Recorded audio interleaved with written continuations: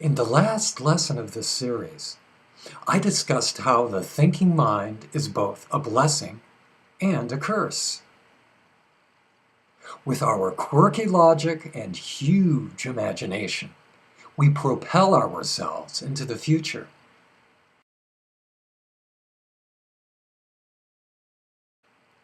And with our ability to ponder, we habitually wander in past experience, and we enjoy and suffer all the consequences.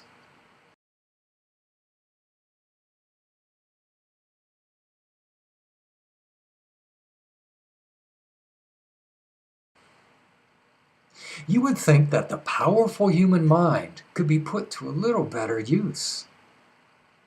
Instead of using the mind constantly to struggle within ourselves, we could use it to create peace on the inside and prosperity on the outside.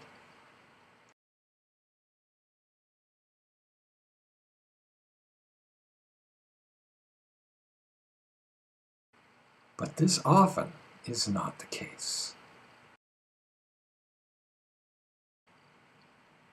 This is the paradox of the human mind. Maybe our thinking mind is a strange mutation evolved from nature. Or maybe the human mind is a practical joke handed out by an ultimate creator.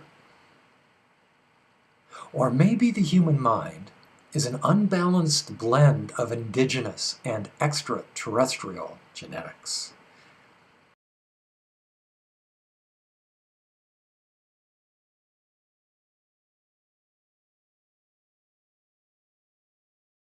Maybe it is a combination of all three. In any case, the problem remains the same. Our thinking exalts and enriches us, and our thinking gets us into a lot of trouble.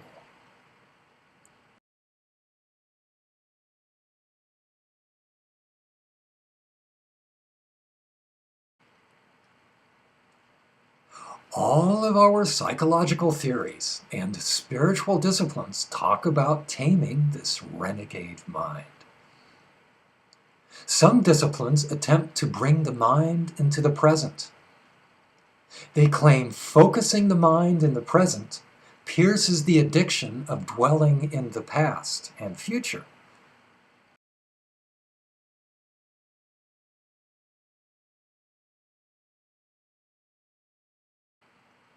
Other disciplines attempt to transcend the mind.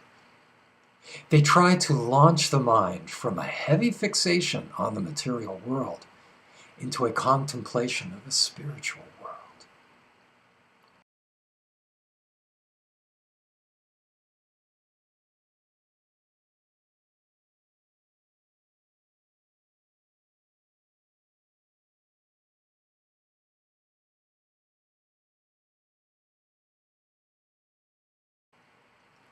Even more disciplines try to use the creative imagery of the mind. They meditate upon a happy future, hoping it will manifest in their inner and outer experience.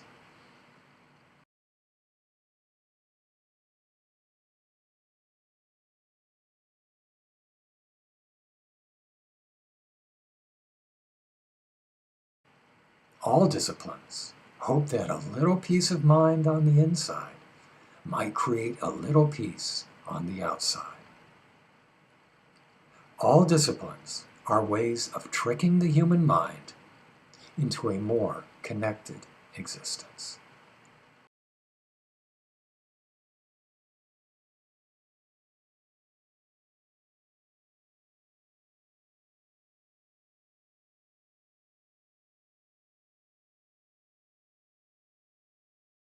Every kind of discipline and practice has value. The fact that disciplines exist at all means they are effective for some people some of the time.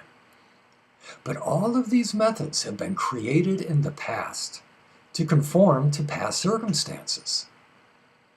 If we use them now, we must ask ourselves, how effective are they for today's world? Can something that worked in the age of stones and swords work equally as well in the hectic age of computers?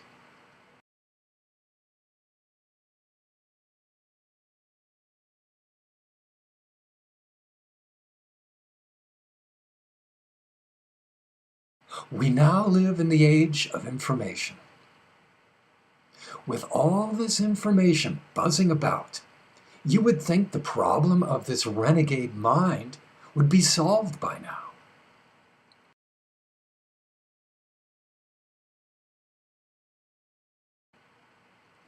You would think we could create our own disciplines to finally help tame our thinking. Information is supposed to make us smarter. The more you learn, the more you know, yes?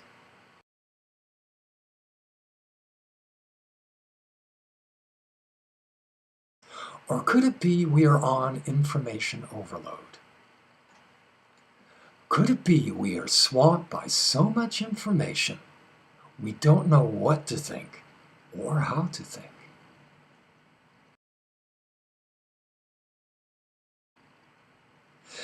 Could it be we have multitasked our psyches into a knot of eternal confusion?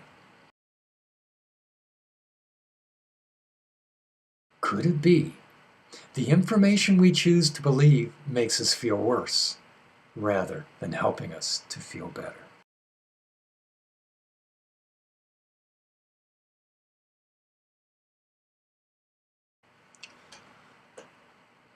Not long ago, we didn't have so many sources of information. Most of what we learned was through personal communication, letter writing, or books. Then came the telephone, then radio, then TV. Next, email, texting, Facebook, Twitter, and it keeps on coming.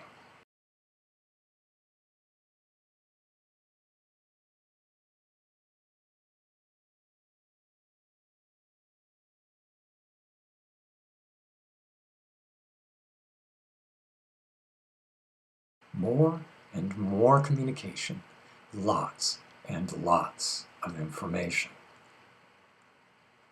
And the vast majority of this information is very superficial.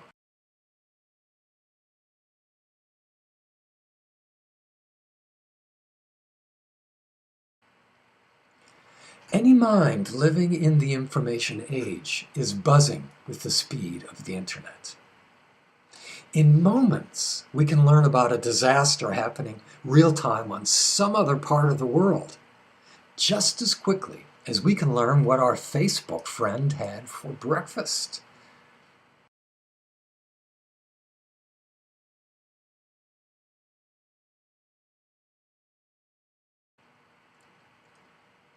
Why are we so fascinated by so much information? Well, perhaps it helps us to feel somehow more connected. Or maybe it is a good distraction to keep us from deeply investigating how we really